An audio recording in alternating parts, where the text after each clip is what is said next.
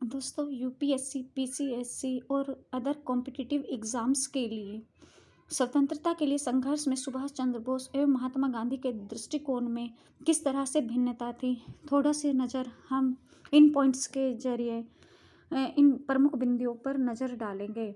महात्मा गांधी और सुभाष चंद्र बोस भारत के स्वतंत्रता संघर्ष के दो प्रमुख व्यक्तित्व थे। दक्षिण अफ्रीका से 1915 में स्वदेश वापसी के कुछ ही वर्षों पश्चात गांधी राष्ट्रीय आंदोलन एवं भारतीय राष्ट्रीय कांग्रेस का एक प्रमुख चेहरा बन गए थे, जबकि सुभाष चंद्र बोस भारतीय राजनीति का अभी एक उभरता हुआ चेहरा थे। दोनों ने ही मातृभूमि को औपनिवेशिक शोषण से बचाने तथा स्वतंत्रता दिलाने के लिए आजीवन संघर्ष किया, लेकिन अपने लक्ष्यों की प्राप्ति हेतु इनकी विचारधाराएं एवं रणनीतियां अलग अलग थी। आइए इन रणनीतियों पर ही प्रकाश डालते हैं। सुभाष चंद्र बोस की पहचान एक उग्र राष्ट्रवादी की थी, जो तिलक व अरविंद घोष की कार्य प्रणाली में यकीन रखते थे, जबकि गांधी जी नरमपंथी राष्ट्रवादी नेताओं गोखले एवं अन्य की विचारधारा को महत्व देते थे। बोस गांधी जी की संघर्ष समझौता फिर संघर्ष की रणनीति के विरोधी थे। गांधी जी का मानना था कि कोई भी आंदोलन लंबे समय तक नहीं चलाया जा सकता, क्योंकि इससे आंदोलन की ऊर्जा समाप्त होने की संभावना रहती है, जबकि बोस संघर्ष को तब तक जारी रखने के पक्षधर में थे जब तक अंतिम लक्ष्य न प्राप्त हो जाए। इसी आधार पर बोस ने गांधी जी के असहयोग आंदोलन को बीच में स्थगित करने की निंदा की थी। बोस स्वतंत्रता के लक्ष्य की प्राप्ति हेतु सशस्त्र क्रांति को उचित मानते थे। इसके लिए उन्होंने आज़ाद हिंद फौज का गठन भी किया एवं ब्रिटिश राज पर आई किसी भी विपत्ति का लाभ उठाने के पक्षधर थे, जबकि गांधी जी सुदेश की प्राप्ति हेतु अहिंसा एवं सत्य के मार्ग का अनुसरण करते थे।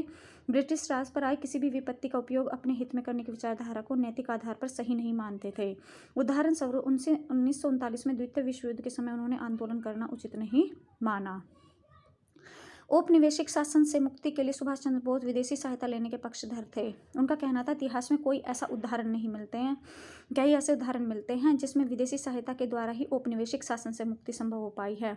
सुभाष चंद्र बोस जर्मनी और जापान की सहायता से भारत में अंग्रेजों के शासन को समाप्त करना चाहते थे, जबकि महात्मा गांधी स्वराज प्राप्ति के लिए विदेशी सहायता लेने के पक्षधर में नहीं थे। गांधी जी की स्वराज विषयक अवधारणा आध्यात्मिक थी, अतः उनका मानना था स्वराज को किसी बाह्य सहायता के द्वारा नहीं अपितु स्वयं के प्रयासों से ही प्राप्त किया जा सकता है। महात्मा गांधी और सुभाष चंद्र बोस की स्वराज विषयक अवधारणा में भी अंतर था। नेहरू रिपोर्ट में जिस डोमिनियन स्टेटस की बात कही गई थी उसमें महात्मा गांधी सहमत थे, जबकि सुभाष चंद्र बोस की अवधारणा का अर्थ था स्वराज। इस कारण वे कांग्रेस नेतृत्व से नेहरू रिपोर्ट में डोमिनियन स्टेटस की पूर्ण स्वराज के लक्ष्य को